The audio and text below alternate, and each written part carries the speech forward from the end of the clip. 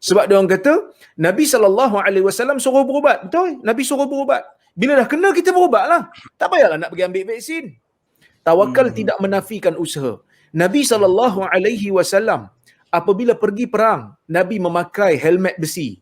Nabi memakai baju besi dan Nabi memakai senjata. Nabi bawa senjata. Adakah kita nak kata Nabi takut mati? Kita kata tak. Apakah sebenarnya yang boleh diceritakan terutamanya kepada masyarakat kita yang majoritinya agama Islam ni? Sila Walter. Kritik jangan melulu, borak mesti kena ada ilmu. Yes, Cogan kata bagi borak rakyat, di mana kita akan membincangkan topik-topik yang berkaitan dengan isu semasa.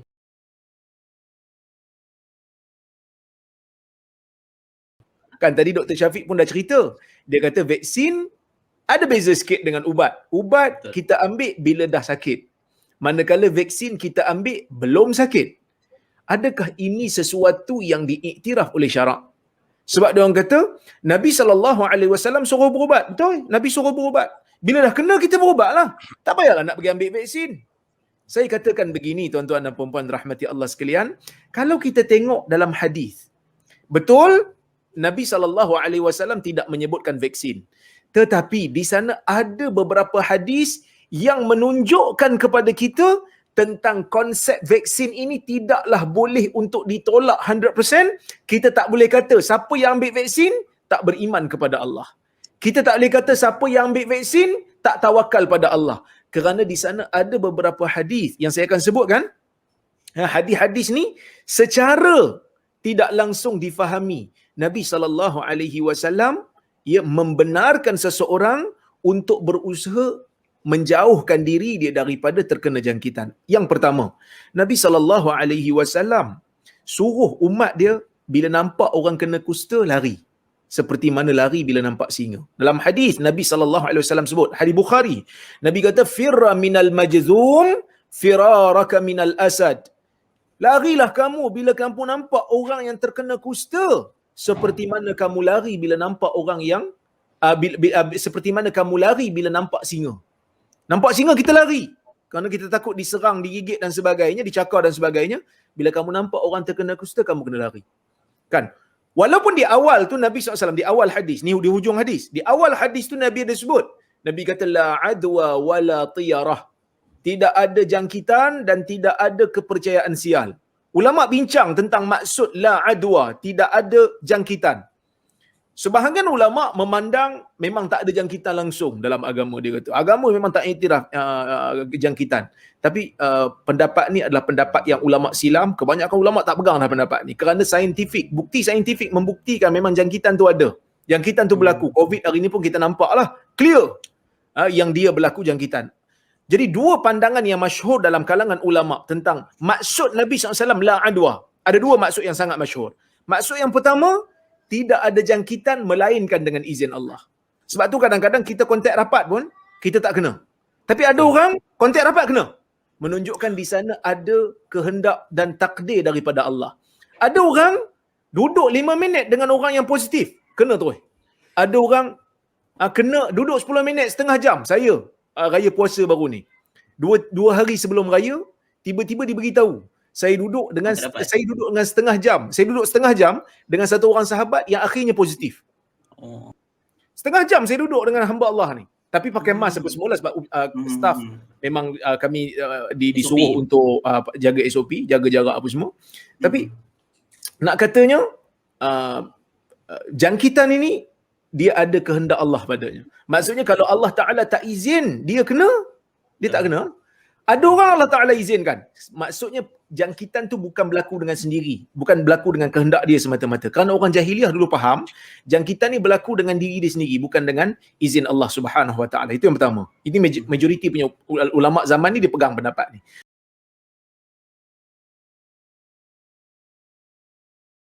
Tapi ada satu lagi pandangan ulama'.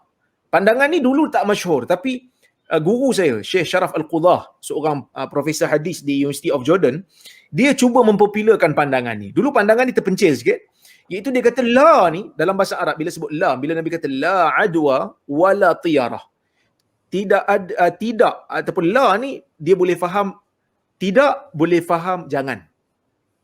Kan? La nafi dengan la nahi. La nahi. Ini pelajar USIM dia tahulah. La nafi dengan la nahi. La nafi ni maksud tidak. La nahi jangan.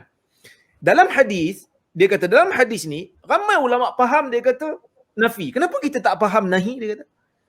Maksudnya, hadis ni maksudnya Nabi SAW tak bagi kita jangkitkan orang. Sebab tu ada dalam hadis lain Nabi SAW kata la yurid al-mumrid alal musih. Jangan dibiarkan yang sakit pergi bercampur dengan yang sihat. Maka Nabi kata, bila Nabi kata la adwa, kamu jangan jangkitkan orang.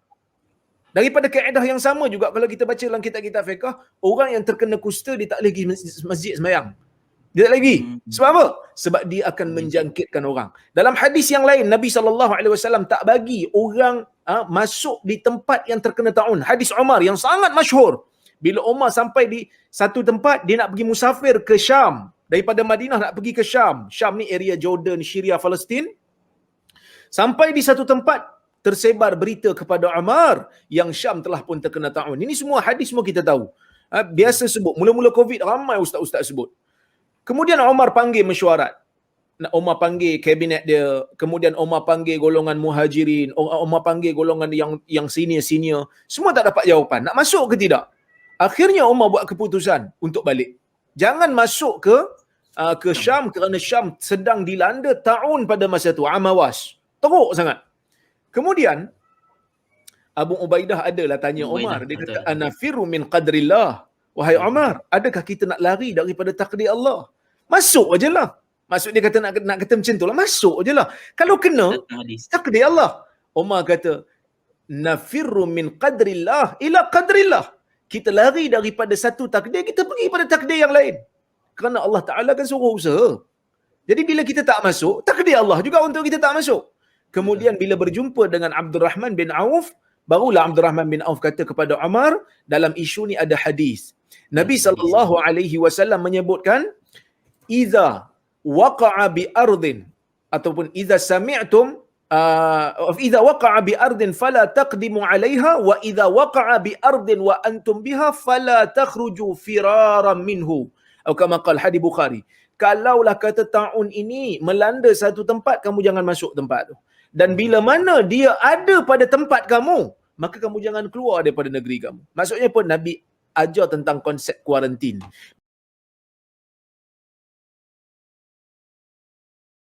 Begitu juga kalau kita tengok dalam hadis Nabi SAW ada sebut tentang lalat, celupan lalat.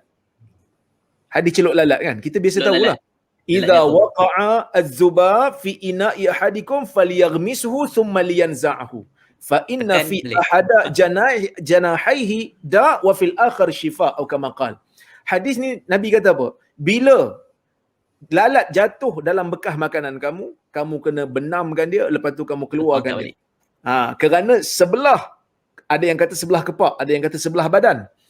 Ada sebelah kepak dia ada penyakit dan sebelah kepak ada penawar.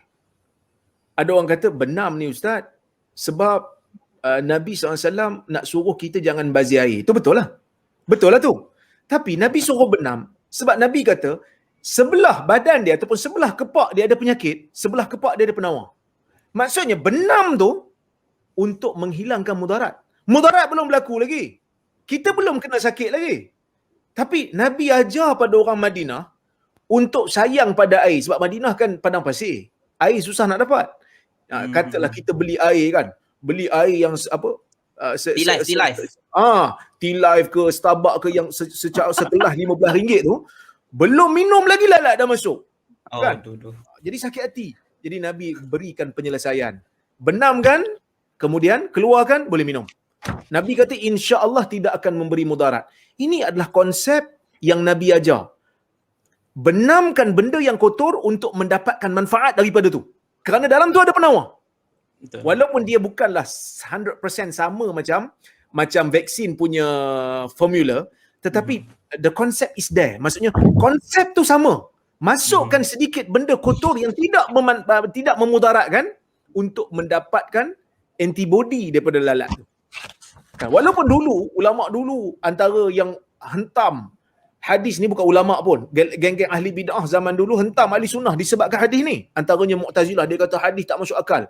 Tapi kalau kita bincang pada zaman ni, acceptable. Kerana vaksin juga kita masukkan sebahagian daripada perkara-perkara ataupun elemen-elemen yang orang kata apa, virus yang telah dilemahkan untuk meningkatkan antibody. Dan Al-Imam Syafi'i rahimahullah ada memberikan fatwa. Dia kata kalaulah kata satu orang ni nak tinggikan dia punya mana'ah ni kira antibody lah, ketahanan diri dia minum sedikit racun. Ni bukan saya nak suruh ni. Maksudnya orang zaman dulu dia ada konsep vaksin ni. Minum sedikit benda yang dianggap mudarat, tapi dia minum sikit je. Dan dia percaya benda tu tak mudaratkan untuk mengangkat mengangkat antibody dia. Itu tidak salah kata Imam Syafi'i, kerana mengambil semangat daripada hadis lalat tadi. Begitu juga Nabi SAW suruh ambil ajwah 7 biji sehari. Nabi kata siapa man tasabbaha bi sab'i tamrat ajwah lam yadurruhu fi zalika al-yawm summun wa sihr. Atau kama qala. Nabi kata siapa ambil ajwah, tamar ajwah 7 biji setiap pagi, tak akan kena ataupun akan dihalang daripada terkena ataupun kalau terkena racun ataupun terkena sihir, tidak memudaratkan dia. Ini semua konsep-konsep menjauhkan diri daripada terkena penyakit. Walaupun belum kena, tapi tak salah untuk kita usaha. Wallahu a'lam.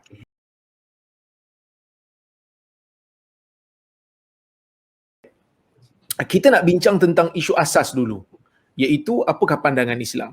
Saya nak bagi beberapa prinsip sebelum saya nak masuk kepada tajuk. Yang pertama sekali, apabila kita berbicara tentang isu penyakit dan isu kebinasaan, Islam tidak pernah melarang umat dia untuk berubat. Walaupun di sana ada pandangan ulama yang berbagai-bagai tentang isu mengambil ubat apabila sakit. Kerana dalam hadis di sana ada berbagai-bagai hadis yang boleh difahami dengan pelbagai cara. Sebahagian ulama mengatakan berubat ini wajib apabila kalau tak ambil ubat boleh menyebabkan mudarat.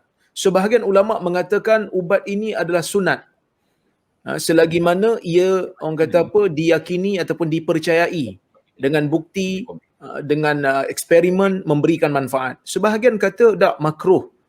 Kerana apa? Dia kata kerana tawakal itu lebih utama.